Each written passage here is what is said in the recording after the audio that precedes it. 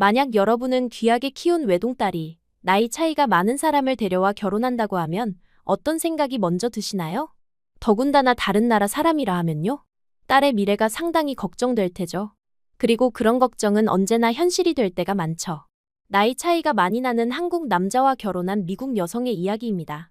호기롭게 한국으로 간 그녀는 한국 생활 10년 만에 화를 잔뜩 내고 미국으로 돌아왔다고 하는데요. 그런데 그 위기의 순간, 한국 남편이 보여준 모습에 부모님은 깜짝 놀랄 수밖에 없었다고 합니다.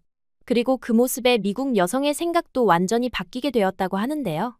대체 무슨 일이 있었던 걸까요? 한번 들어보시죠.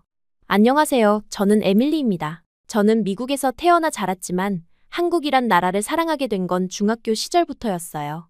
처음엔 친구 세라가 들려준 케이팝 노래였습니다. 그 생소한 멜로디와 화려한 안무에 금세 매료되었어요.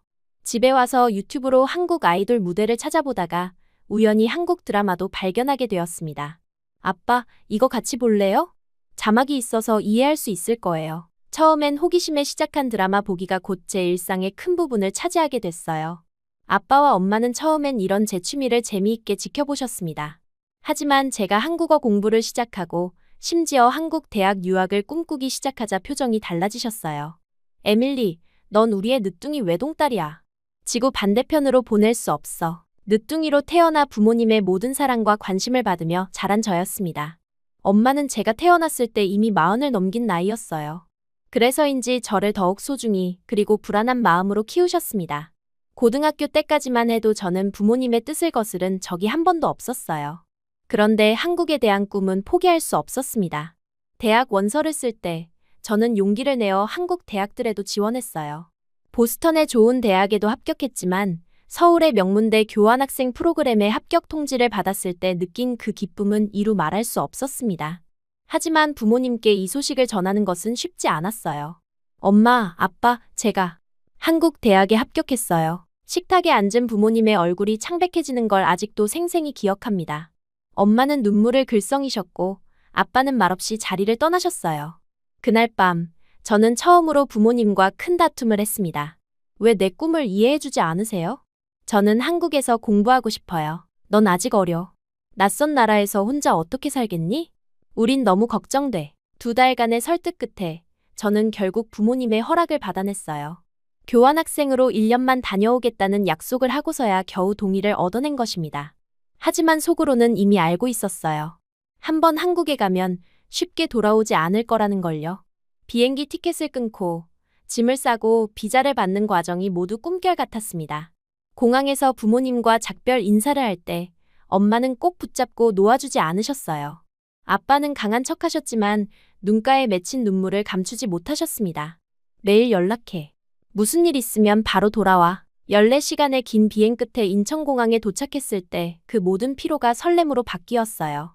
드디어 꿈에 그리던 한국 땅을 밟은 것입니다. 공항에서부터 모든 것이 낯설고 신기했습니다. 한글로 된 간판들, 분주히 오가는 사람들, 그리고 드라마에서만 보던 그 풍경들이 실제로 눈앞에 펼쳐졌어요. 대학 기숙사에 짐을 풀고 첫날부터 저는 한국 생활에 푹 빠져들었습니다.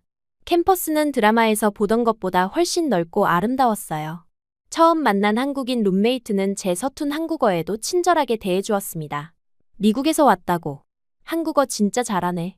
앞으로 잘 지내자. 룸메이트 지은이와 함께 캠퍼스 투어를 하면서 가장 놀란 건 또래 학생들의 외모였어요. 모두 너무 잘 꾸미고 다녔고 피부 관리가 완벽했습니다. 미국에서는 대충 후드티에 청바지 차림이었는데 여기선 마치 매일 패션쇼를 하는 것 같았어요.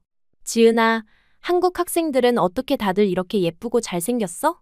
나이도 전혀 가늠이 안 돼. 화장이랑 스킨케어 덕분이지. 너도 곧 한국 메이크업 배울 거야. 실제로 저는 얼마 지나지 않아 지은이의 도움으로 한국식 화장법을 배웠습니다. 처음으로 눈에 쌍꺼풀 테이프를 붙이고 과감한 핑크색 립스틱을 발랐을 때는 거울 속 제 모습이 낯설게 느껴졌어요. 하지만 신기하게도 그 모습이 마음에 들었습니다. 수업이 시작되고 본격적인 대학 생활이 시작됐어요. 한국 대학의 수업 강도는 미국보다 훨씬 높았습니다. 학생들은 밤을 새워 공부하고 새벽까지 과제를 했어요. 저도 따라가려고 노력했지만 언어 장벽 때문에 2배로 힘들었습니다. 어떻게 이렇게 열심히 공부하면서도 매일 밤 술 마시러 가는 거야? 그게 한국이지. 공부도 열심히, 놀 땐 더 열심히. 지은이의 말처럼 한국 친구들은 공부와 놀이 모두에 열정적이었어요. 수업 끝나고 도서관에서 밤늦게까지 공부하다가도 선배의 한 통 전화에 술자리로 향하는 모습이 신기했습니다. 그리고 그 자리에서 마시는 소주의 양은 미국 대학 파티의 몇 배는 되는 것 같았어요. 처음 소주를 마셨을 때는 그 쓴맛에 인상을 찌푸렸지만 이상하게도 금세 익숙해졌습니다. 한국의 회식 문화, 건배를 외치며 잔을 부딪히는 순간들, 그리고 술자리에서 형성되는 끈끈한 우정이 좋았어요. 미국에서는 경험하지 못했던 새로운 문화였습니다. 이곳은 정말 빡세게 사는 나라구나. 한국어로 빡세다라는 표현을 배우고 나서 저는 이 단어가 한국을 가장 잘 표현한다고 생각했어요. 공부도 빡세게, 일도 빡세게, 놀 때도 빡세게. 그런 열정이 저도 모르게 저에게 전염되었습니다. 유학생활 3개월 차, 저는 이미 한국 생활에 푹 빠져 있었어요. 부모님과의 화상통화에서도 한국 생활의 즐거움만 얘기했습니다. 하지만 부모님의 눈빛에서 여전한 걱정을 읽을 수 있었어요. 에밀리, 이제 곧 귀국 준비해야 하지 않니? 엄마, 아직 9개월이나 남았어요. 걱정 마세요. 속으로는 영원히 여기 있고 싶다는 생각이 들었지만 그 말은 차마 할 수 없었습니다. 대신 열심히 공부하고 한국 친구들과 더 많은 추억을 만들기 위해 노력했어요. 어느 날 저녁, 중간고사 기간이 끝나고 지은이와 다른 친구들이 제게 제안했습니다. 에밀리, 오늘 우리 과 뒤풀이 있는데 같이 갈래? 선배들도 많이 온대. 처음 듣는 뒤풀이라는 단어가 궁금했어요. 알고 보니 시험이 끝난 후 다 같이 모여 스트레스를 푸는 술자리였습니다. 망설임 없이 따라 나섰어요. 그날 밤 번화가의 작은 호프집에서 우리는 소주와 맥주를 섞은 소맥을 마시며 시험 스트레스를 날렸습니다. 평소 술이 약한 편인데도 그날따라 괜찮다는 자신감이 들었어요. 형광등 불빛 아래 친구들의 얼굴이 살짝 흐릿하게 보였고 주변의 웃음소리와 잠부딪히는 소리가 묘하게 증폭되어 들렸습니다. 에밀리, 괜찮아? 얼굴이 많이 빨개졌는데. 지은이가 걱정스럽게 물었어요. 괜찮아, 아직 멀쩡해. 제 목소리가 평소보다 크게 나온 것 같았습니다. 지은이가 화장실에 다녀오겠다며 자리를 비웠어요. 저도 갑자기 화장실이 급해져서 일어섰는데 그 순간 바닥이 살짝 기울어지는 느낌이 들었습니다. 벽을 짚으며 화장실로 향했어요. 거울 속 제 얼굴은 예상대로 붉게 물들어 있었고 눈은 평소보다 반짝였습니다.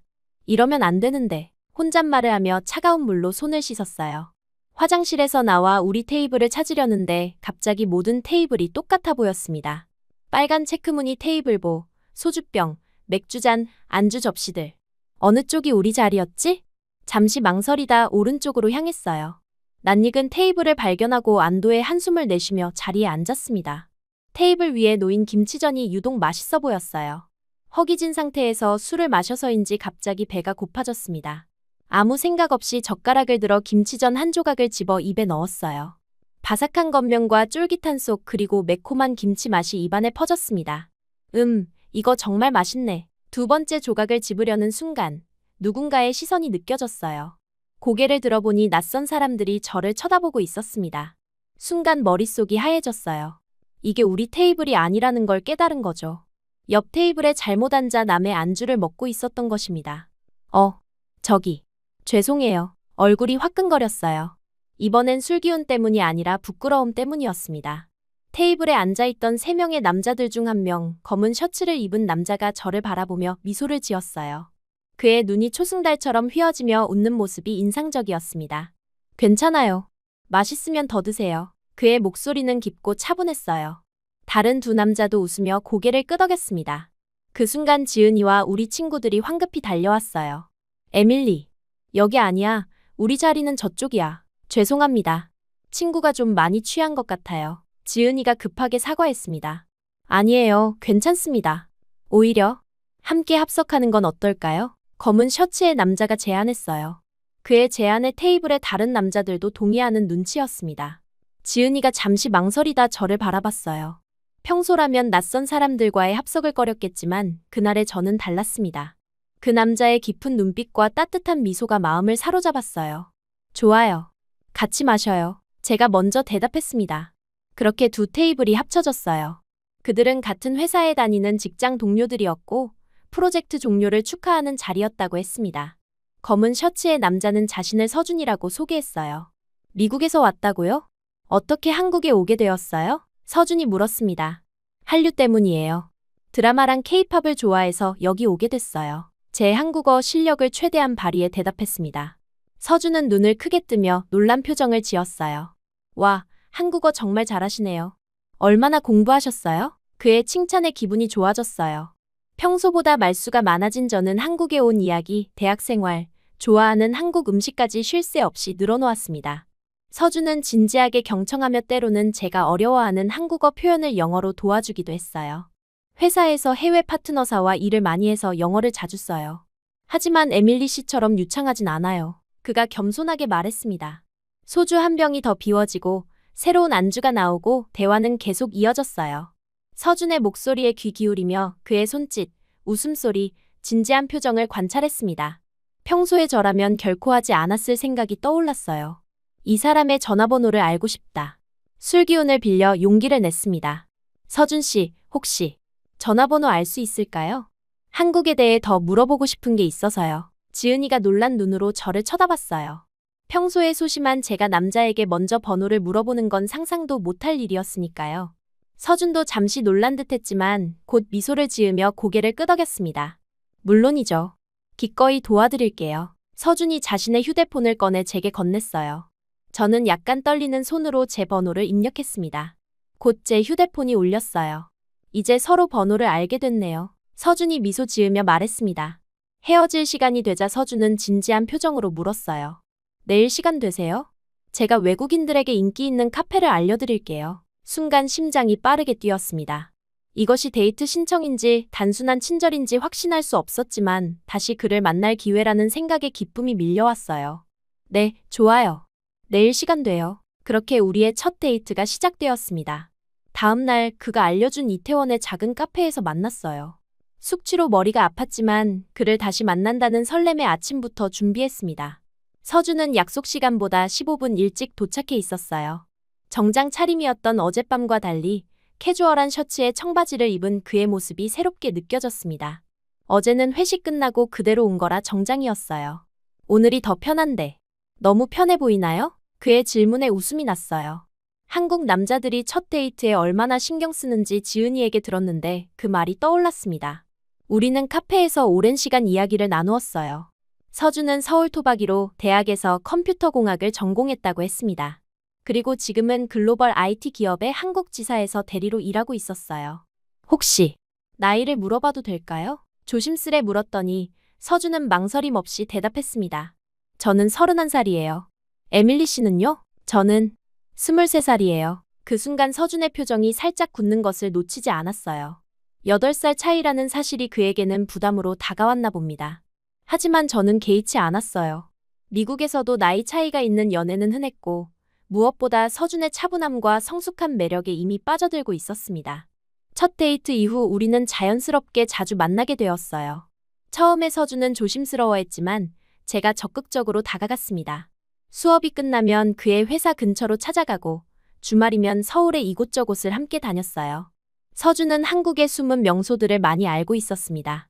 북촌 한옥마을의 좁은 골목길부터 한강공원의 야경까지 그와 함께하는 모든 순간이 특별했어요. 미국에 있는 부모님은 알고 계세요? 우리가 만나는 거, 데이트를 시작한 지 한 달쯤 되었을 때 서준이 물었습니다. 솔직히 말하자면 저는 부모님께 서준의 이야기를 하지 않았어요. 교환학생 생활이 끝나면 미국으로 돌아가야 한다는 생각에 이 관계가 일시적일지도 모른다고 여겼기 때문입니다. 하지만 시간이 지날수록 그 생각은 바뀌어 갔어요. 아직은 말씀드리지 않았어요. 하지만 곧 말할 거예요. 서준과의 관계가 깊어질수록 저는 한국에 더 오래 머물고 싶다는 생각이 강해졌습니다. 원래 계획은 1년간의 교환학생 프로그램을 마치고 돌아가는 것이었어요. 하지만 한국 생활에 완전히 적응했고 무엇보다 서준과 헤어지고 싶지 않았습니다.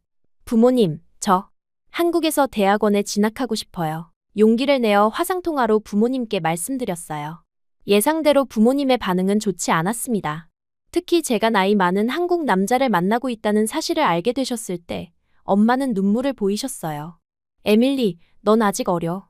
그 사람의 의도가 뭔지 어떻게 알아? 부모님의 걱정을 이해했지만 제 마음은 확고했습니다.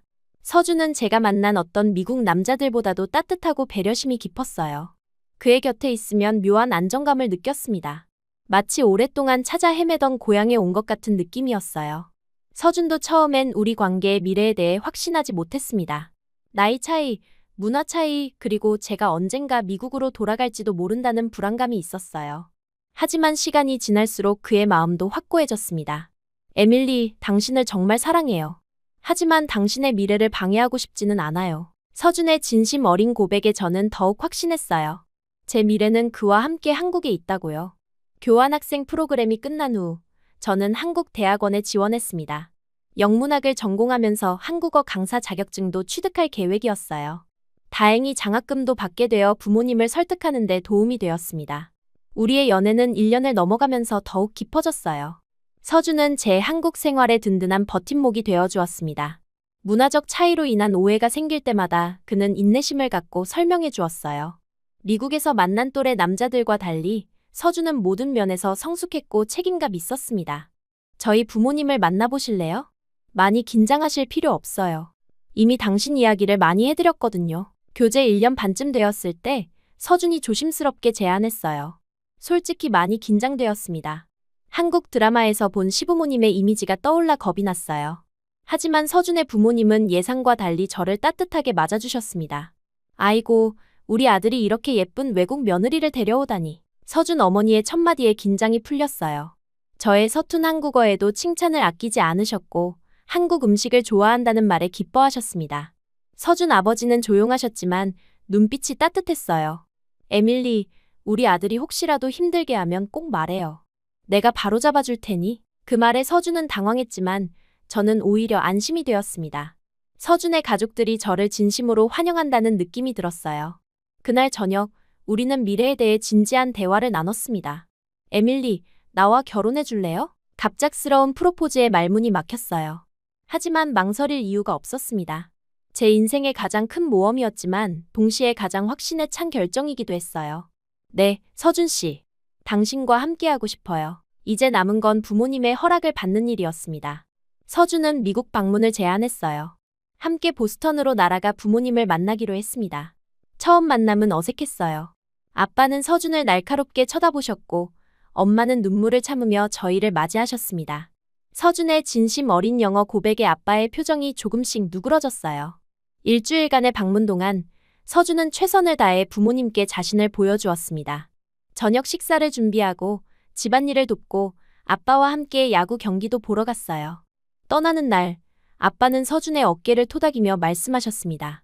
우리 하나뿐인 이쁜 딸을 잘 돌봐주게. 그렇게 우리는 부모님의 축복 속에 한국으로 돌아왔어요. 결혼 준비가 시작되었고 저는 평생 꿈꿔왔던 한복을 입고 전통 혼례를 올리고 싶다고 했습니다. 서준은 흔쾌히 동의했어요. 결혼식 날 붉은 한복을 입고 족두리를 쓴 제 모습을 거울로 보며 꿈만 같았습니다. 우리 딸, 정말 아름답구나. 미국에서 날아온 부모님도 한복을 입으셨어요. 엄마의 눈가에 맺힌 눈물이 보였지만 그건 슬픔이 아닌 기쁨의 눈물이었습니다. 양가 가족들이 모인 가운데 우리는 서로의 영원한 사랑을 약속했어요. 결혼 후 우리는 서울 마포구의 아담한 아파트에서 새 생활을 시작했습니다. 저는 대학원을 다니며 외국인을 위한 영어 강사로 일하기 시작했어요. 서준은 회사에서 승진하여 더 바빠졌지만 항상 저를 먼저 생각해 주었습니다. 한국 생활이 때로는 힘들었지만 서준의 지지와 사랑 덕분에 모든 어려움을 이겨낼 수 있었어요. 에밀리, 당신이 한국에서 행복한 거 맞죠? 가끔 서준이 걱정스레 물을 때면 저는 항상 같은 대답을 했습니다. 네, 당신과 함께라면 어디든 행복해요. 결혼 후 시간은 눈 깜짝할 사이에 흘러갔어요. 어느덧 한국에서 서준과 함께한 시간이 10년이 되었습니다. 처음 한국에 왔을 때만 해도 1년만 지내다 돌아갈 생각이었는데 이제는 완전히 이곳에 뿌리를 내렸어요. 3년 전에 한국 국적도 취득했습니다. 여권을 받아들던 날 가슴이 벅차올랐어요. 이제 저는 공식적으로 한국인이 된 것이었습니다. 축하해요, 우리 에밀리. 이제 진짜 한국 사람이네요. 서준의 축하에 웃음 지었지만 한편으로는 미국인이라는 정체성을 조금 잃는 것 같아 묘한 기분이 들었어요. 하지만 그런 감정도 잠시, 저는 한국 생활에 완전히 적응했습니다. 한국어도 거의 완벽하게 구사하게 되었고 시어머니에게 배운 한식 요리도 제법 손에 익었어요. 이제는 외국인들을 위한 한국 문화 강의도 하고 있었습니다. 서준은 회사에서 팀장으로 승진했어요. 책임이 커지면서 더 바빠졌지만 항상 저를 우선시했습니다. 주말이면 함께 한강을 산책하거나 제주도나 강원도로 짧은 여행을 다녀왔어요. 명절이면 시댁에 가서 시어머니와 함께 음식을 준비하며 한국의 전통을 배웠습니다. 처음에는 어색했던 시부모님과의 관계도 이제는 자연스러워졌어요. 에밀리, 미국 부모님은 어떠세요? 건강하시죠? 시어머니의 질문에 저는 항상 밝게 대답했습니다. 화상통화로 자주 연락하고 있다고, 두 분 다 건강하시다고요. 하지만 솔직히 말하자면 통화 횟수는 점점 줄어들고 있었어요. 처음 몇 년간은 일주일에 2번은 꼭 화상통화를 했는데 어느새 한 달에 1번 정도로 줄어들었습니다. 서로 바쁘다는 핑계로, 시차가 있다는 핑계로 점점 소원해지고 있었어요. 서주는 1년에 1번씩은 미국에 가자고 제안했습니다. 첫 몇 년간은 그렇게 부모님을 찾아뵈었어요. 하지만 최근 3년간은 1번도 가지 못했습니다. 제가 강의와 프로젝트로 바빠서, 서준이 중요한 업무로 휴가를 내기 어려워서 항상 그럴듯한 이유가 있었어요. 다음에는 꼭 가자. 올해 말에 프로젝트만 끝나면. 그렇게 미루다 보니 어느새 3년이라는 시간이 흘렀습니다. 부모님은 불평하지 않으셨어요. 오히려 너희 바쁜데 신경 쓰지 마 라며 저희를 이해해 주셨습니다. 그 따뜻한 배려가 오히려 마음에 더 큰 부담으로 다가왔어요. 지난 설날 서준은 다시 한번 제안했습니다. 올해 여름에는 미국에 다녀올까요? 장인어른, 장모님도 보고 싶을 것 같은데. 그때도 저는 미루었어요. 새로 맡게 된 외국인 대상 한국어 교재 개발 프로젝트를 핑계로요. 서준은 더 이상 강요하지 않았습니다. 그저 이해한다는 듯 고개를 끄덕였어요. 그의 그런 모습이 고마우면서도 한편으로는 제게 더 강하게 주장해주길 바랐는지도 모르겠습니다. 그리고 지난주 그 전화가 왔어요. 엄마의 떨리는 목소리로. 에밀리, 아빠가 많이 아파. 처음에는 그저 감기나 독감 정도라고 생각했습니다. 하지만 엄마의 이어지는 말에 가슴이 무너져 내렸어요. 사실은 1년 전부터 아팠어. 너 걱정할까봐 말 안 했는데 이제는. 아빠는 췌장암 초기 진단을 받았지만 미국의 비싼 의료비 때문에 적극적인 치료를 미뤄왔다고 합니다. 보험이 일부만 커버했고 은퇴 후 고정 수입이 없는 상황에서 치료비를 감당하기 어려웠던 거예요. 그렇게 시간이 흐르면서 상태는 점점 악화되었고 이제는 수술이 필요한 상황에 이르렀다고 했습니다. 왜 진작 말씀 안 하셨어요? 제가 도울 수 있었는데 목이 메어 더 이상 말을 잇지 못했어요. 전화를 끊고 나서 저는 한동안 멍하니 앉아 있었습니다. 머릿속이 하얗게 변했어요. 한국에서 행복하게 지내는 동안 부모님은 이런 어려움을 혼자 견디고 계셨다니. 그 사실이 제 가슴을 후벼 팠습니다. 서준이 퇴근하고 돌아왔을 때 저는 아직도 같은 자리에 앉아 있었어요. 서준은 제 표정을 보고 즉시 알아챘습니다. 무슨 일 있어요? 얼굴이 너무 창백한데. 아빠의 상황을 설명하자 서준의 얼굴도 굳어졌어요. 그는 즉시 제 손을 잡고 위로해 주었습니다. 지금 바로 미국으로 가요. 내일 비행기표를 예약할게요. 그의 단호한 말에 눈물이 왈칵 쏟아졌어요. 갑자기 지난 3년간 서준이 계속 미국에 가자고 했던 순간들이 떠올랐습니다. 매번 이를 핑계로 미뤘던 제 모습, 그리고 그것을 이해해주던 서준의 모습이요. 갑자기 분노와 후회, 죄책감이 한꺼번에 밀려왔어요. 당신이 그때 강하게 나왔어야 했잖아요. 억지로라도 날 데려갔어야 했다고요. 제 갑작스러운 분노에도 서준은 조용히 저를 바라보았습니다. 그의 눈에는 비난이 아닌 깊은 이해와 연민이 담겨 있었어요. 미안해요, 에밀리.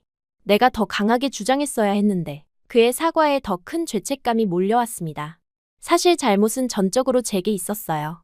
저 스스로가 부모님을 멀리하고 한국 생활에만 집중했던 것이니까요. 울분을 토해내던 제 모습이 부끄러워졌습니다. 아니에요. 제가 잘못했어요. 당신이 아니라 제가 너무 이기적이었어요. 그날 밤 우리는 오랫동안 이야기를 나눴어요.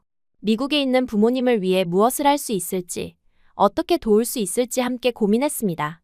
서준은 구체적인 해결책을 제시했어요. 우선 미국으로 가서 상황을 정확히 파악해요.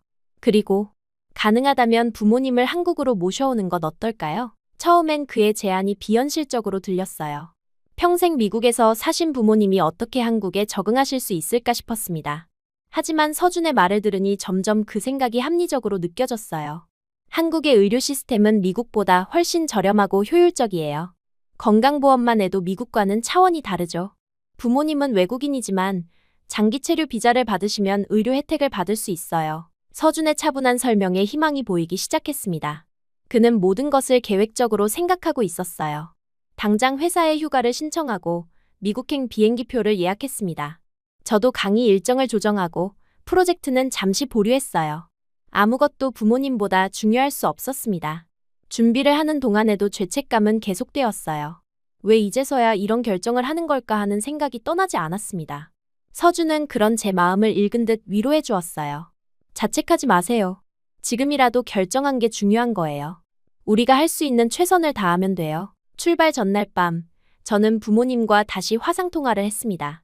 아빠는 평소보다 훨씬 야위어 보였어요. 피곤한 눈빛이었지만 저를 보자 밝게 웃으려 노력하셨습니다. 걱정 마, 에밀리. 아빠는 괜찮아. 너희가 온다니 정말 기뻐. 그 말에 또다시 눈물이 났어요. 아빠는 항상 그랬습니다. 자신의 아픔보다 제 걱정을 먼저 하셨어요. 어릴 적부터 저를 위해 모든 것을 희생하셨던 부모님이 이제는 도움이 필요한 상황인데도 저를 걱정하고 계셨습니다. 내일 바로 갈게요, 아빠. 그리고 한국으로 모시고 올 거예요. 여기서 치료받으세요. 아빠는 잠시 놀란 표정을 지으셨지만 이내 고개를 끄덕이셨어요. 엄마는 눈물을 훔치며 감사하다고 말씀하셨습니다. 그 모습이 너무 안쓰러웠어요. 짐을 싸면서 문득 생각했습니다. 부모님과 함께 지내기 위해 우리 집이 충분히 클까? 시댁과는 어떻게 할까? 많은 고민이 있었지만 그건 나중에 생각하기로 했어요. 지금 가장 중요한 건 아빠의 건강이었습니다. 서준 씨, 정말 고마워요. 당신이 아니었다면 말을 잇지 못하고 서준의 품에 안겼어요. 그는 따뜻하게 저를 안아주었습니다. 우리는 가족이에요, 에밀리. 당신의 부모님은 내 부모님이기도 해요. 함께 이겨낼 거예요. 서준의 말에 큰 위로를 받았습니다. 이제껏 한국에서의 10년 동안 저는 부모님께 딸로서 해야 할 역할을 소홀히 했어요. 하지만 이제는 달라질 것입니다. 부모님을 제대로 모시고 효도하는 딸이 되겠다고 다짐했어요. 다음 날 아침, 우리는 인천공항으로 향했습니다. 미국행 비행기를 타기 위해 탑승구로 걸어가면서 제 마음은 무거우면서도 단단했어요. 비행기 창문 너머로 서울의 풍경이 작게 보였습니다. 10년 동안 저희 집이 된 이 도시를 잠시 떠나 제 뿌리가 있는 곳으로 돌아갑니다. 하지만 이번에는 혼자가 아니라 서준과 함께 그리고 부모님을 모시고 다시 돌아올 것이에요. 한국에서의 새로운 시작을 위해, 우리 모두의 새로운 시작을 위해서요. 14시간의 비행 끝에 보스턴에 도착했을 때 공항에는 엄마 혼자 나와 계셨어요. 여전히 우아하게 차려입으셨지만 지난 3년 사이 많이 늙으신 모습에 가슴이 아팠습니다. 엄마는 저와 서준을 보자마자 눈물을 쏟으셨어요. 서로를 꼭 껴안은 채 한참을 말없이 있었습니다. 아빠는 어디 계세요? 병원에 있어. 오늘 검사가 있어서. 집으로 가는 차 안에서 엄마는 아빠의 상태에 대해 자세히 설명해 주셨어요. 1년 전 췌장에 이상이 발견되었지만 초기라 생각해 적극적인 치료를 미뤘다고 합니다. 미국의 의료보험은 일부만 커버했고 은퇴 후 고정 수입이 없는 상황에서 비싼 치료비를 감당하기 어려웠던 거예요. 그러다 2달 전 상태가 급격히 악화되었고 이제는 수술이 필요한 상황에 이르렀다고 했습니다. 왜 이제야 말씀하셨어요? 제가 도울 수 있었는데 너 걱정할까봐. 그리고 내가 한국에서 행복하게 사는 모습을 방해하고 싶지 않았어. 집에 도착하자 많은 기억이 떠올랐어요. 어릴 적 뛰어놀던 마당, 고등학교 졸업사진이 걸린 거실. 여전히 제 방을 그대로 보존하고 계신 부모님의 마음이 느껴졌습니다. 서준은 조용히 제 손을 잡아주었어요. 그의 따뜻한 손길에서 큰 위로를 받았습니다. 다음 날 아침 일찍 병원으로 향했어요. 병실에 들어서자 침대에 누워있는 아빠의 모습이 보였습니다. 평소 건장하고 활기찼던 아빠가 이렇게 야위고 창백한 모습으로 누워있는 것이 믿기지 않았어요. 하지만 저희를 보자 아빠의 눈빛은 여전히 따뜻했습니다. 우리 에밀리가 왔구나. 이렇게 멀리서. 아빠의 마른 손을 잡는 순간 눈물이 왈칵 쏟아졌어요. 서준도 아빠에게 인사드리며 손을 꼭 잡았습니다. 아빠는 약해진 목소리로도 서준에게 농담을 건네며 웃으려 노력하셨어요. 그 모습이 더 마음 아프게 다가왔습니다. 그날 오후, 우리는 아빠의 주치의를 만났어요. 의사는 현재 상태와 앞으로의 치료 계획에 대해 설명해 주었습니다. 암이 이미 주변 조직으로 일부 전이되었지만 다행히 아직 수술로 제거 가능한 상태라고 했어요. 문제는 수술 후 항암 치료까지 포함하면 비용이 감당하기 어려울 정도라는 점이었습니다. 병원 카페에서 서준과 엄마와 함께 앉아 차를 마시며 깊은 고민에 빠졌어요. 미국에서 치료를 계속할 경우 부모님의 모든 저축이 바닥날 것이 뻔했습니다. 서준이 조용히 제안했어요. 장인어른을 한국으로 모시는 건 어떨까요? 한국의 의료 시스템이 훨씬 저렴하고 외국인도 장기 체류 비자를 받으면 의료 혜택을 받을 수 있어요. 엄마는 잠시 놀란 표정을 지으셨지만 이내 관심을 보이셨습니다. 서준은 차분하게 한국 의료 시스템의 장점과 비용 면에서의 이점을 설명했어요. 실제로 같은 수술과 치료를 받더라도 한국에서는 미국의 3분의 1 정도의 비용으로 가능하다는 것이었습니다. 하지만 낯선 나라에서 어떻게? 언어도 모르는데 저희가 항상 곁에 있을 거예요. 엄마. 서준의 부모님도 도와주실 거고요. 이틀 동안 깊이 고민하고 의사와도 상담한 끝에 우리는 아빠를 한국으로 모시기로 결정했어요. 의사는 환자의 상태가 안정적이라면 장거리 비행도 가능하다고 판단했습니다. 모든 의료 기록을 준비하고 한국 병원과도 연락해 전원 절차를 밟았어요. 아빠는 처음엔 망설이셨지만 결국 수긍하셨습니다. 내 남편을 믿는다. 그리고 솔직히 이대로는 치료비 때문에 집까지 팔아야 할지도 모르겠구나. 출발 전날 서준은 부모님과 시댁에도 상황을 설명드렸어요. 놀랍게도 시부모님은 망설임 없이 도움을 주시겠다고 하셨습니다. 당연히 우리 며느리 부모님이신데 어떻게 돕지 않겠어. 우리 집 옆에 작은 아파트가 있으니 거기서 지내시게 해. 서준의 어머니는 아파트를 미리 청소하고 준비해 두시겠다고 하셨어요. 이런 따뜻한 배려에 다시 한번 제가 얼마나 복받은 사람인지 느꼈습니다. 아빠를 마음 편안하게 이동시킬 수 있었어요. 긴 비행 동안 저는 아빠 곁을 떠나지 않았습니다. 한국에 도착하자마자 바로 병원으로 향했고 그곳에서 새로운 검사와 평가가 이루어졌어요. 한국 의사들은 아빠의 상태를 신중하게 검토한 후 희망적인 소식을 전해주었습니다. 생각보다 많이 늦지 않았습니다. 수술로 암 조직을 제거하고 항암 치료를 병행하면 회복 가능성이 높아요. 그 말을 들었을 때의 안도감은 이루 말할 수 없었어요. 서준과 서로를 바라보며 눈물을 글썽였습니다. 아직 희망이 있다는 사실만으로도 큰 위안이 되었어요. 시어머니는 병원 가까운 곳에 아파트를 마련해 주셨고 매일 건강에 좋은 음식을 준비해 오셨습니다. 엄마는 처음엔 낯선 환경에 적응하기 어려워하셨지만 시어머니의 따뜻한 배려 덕분에 점차 마음을 열기 시작하셨어요. 두 분이 손짓 발짓으로 대화하는 모습이 어색하면서도 감동적이었습니다. 수술 당일 우리는 모두 병원 대기실에서 초조하게 결과를 기다렸어요. 7시간의 긴 수술 끝에 의사가 나와 성공적으로 종양을 제거했다고 알려주었습니다. 아직 항암 치료가 남아있지만 큰 산을 넘은 기분이었어요. 회복실에서 아빠가 깨어났을 때 우리 모두 그의 침대 주위에 모여 있었습니다. 아빠는 힘없이 미소 지으며 서준의 손을 찾았어요. 고마워, 아들. 내가 아니었다면 이렇게 빨리 치료받지 못했을 거야. 서준은 겸손하게 고개를 저었지만 그의 눈에도 눈물이 맺혔습니다. 엄마는 서준의 어깨를 토닥이며 말씀하셨어요. 처음에는 에밀리의 결혼을 반대했었는데 지금은 그게 얼마나 잘못된 생각이었는지 알아. 내가 우리 사위라서 정말 다행이야. 그 말에 저도 서준도 깊은 감동을 받았습니다. 부모님이 서준을 진심으로 인정해 주시는 것이 느껴졌어요. 항암 치료가 시작되고 아빠는 예상보다 빠르게 회복되어 갔습니다. 한국의 의료진들은 전문적이고 세심했어요. 특히 간호사들의 따뜻한 케어에 부모님도 감동하셨습니다. 언어는 통하지 않아도 마음은 통한다는 말이 실감났어요. 치료 과정에서 저는 매일 병원에 들렀고 때로는 밤새 아빠 곁을 지키기도 했습니다. 서준도 회사 일을 마치면 바로 병원으로 와서 아빠와 시간을 보냈어요. 그런 서준의 모습에 아빠는 점점 더 마음을 열어주셨습니다. 3개월 후 마지막 항암 치료가 끝나고 의사는 경과가 매우 좋다고 말해주었어요. 완전한 회복까지는 시간이 더 필요하지만 가장 어려운 고비는 넘겼다고 했습니다. 그날 저녁 우리는 작은 축하 파티를 열었어요. 서준의 부모님도 오셔서 함께 기쁨을 나누었습니다. 아빠의 건강이 점차 좋아지면서 부모님은 앞으로의 계획에 대해 이야기하기 시작하셨어요. 저희는 한국에 계속 머무르시길 원했지만 부모님은 다른 생각을 갖고 계셨습니다. 우리는 미국으로 돌아갈 거야. 그곳에 우리 집과 친구들이 있으니까. 부모님의 결정에 처음엔 당황했어요. 한국에 머무르시면 의료 혜택도 계속 받을 수 있고 저희가 돌봐드릴 수 있는데 말이죠. 서준은 끝까지 한국에 머무르시라고 설득했습니다. 장인어른, 장모님, 여기 계시면 저희가 가까이서 모실 수 있어요. 미국은 너무 멀어서. 하지만 아빠는 고개를 저으셨어요. 고맙지만 우리는 이제 늙었어. 남은 생은 우리끼리의 삶을 살고 싶구나. 너희 젊은 부부에게 짐이 되고 싶지 않아. 엄마도 같은 생각이셨습니다. 저희가 계속 설득하자 엄마가 웃으며 덧붙이셨어요. 손주가 생기면 그때 다시 생각해 볼게. 그때는 우리도 도움이 필요할 테니까. 그 말에 서준과 저는 서로를 바라보았습니다. 결혼 10년 동안 아이에 대한 이야기는 계속 미뤄왔어요. 처음엔 제가 대학원 공부를 마치고 경력을 쌓고 싶다는 이유였고, 그 후에는 한국 생활에 완전히 적응하고 싶다는 핑계였습니다. 하지만 솔직히 말하자면 제 마음속에는 두려움이 있었어요. 결혼하고 얼마 지나지 않아 서준에게는 솔직하게 털어놓았습니다.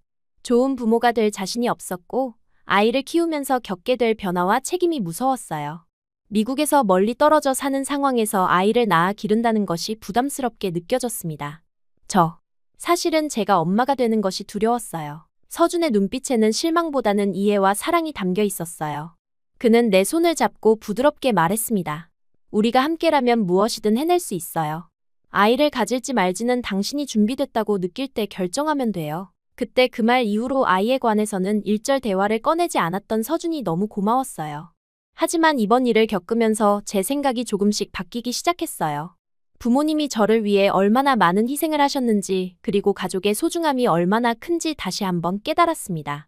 아빠의 병간호를 하면서 삶은 예측할 수 없고 유한하다는 것도 실감했어요. 서준 씨, 이제 아이를 가져보는 건 어떨까요? 병원 정원을 거닐며 조심스레 제안했습니다. 서준의 눈이 커지더니 곧 환한 미소가 번졌어요. 정말요? 에밀리가 원한다면 저는 정말 행복할 거예요. 그날 이후 우리는 부모님의 회복에 집중하면서도 새로운 가족 계획을 세우기 시작했어요. 아빠의 상태가 안정되자 부모님은 미국으로 돌아갈 준비를 하셨습니다. 떠나시기 전날 밤, 저는 부모님께 우리의 결정을 말씀드렸어요. 엄마, 아빠, 저희가 아이를 가지기로 했어요. 손주가 생기면 꼭 다시 오셔야 해요. 부모님의 얼굴에 환한 미소가 번졌습니다. 엄마는 눈물을 글썽이며 저를 꼭 안아주셨어요. 우리 에밀리가 엄마가 되는구나. 정말 행복한 소식이야. 부모님을 공항으로 배웅하는 날, 마음이 무거웠지만 동시에 희망으로 가득 찼습니다.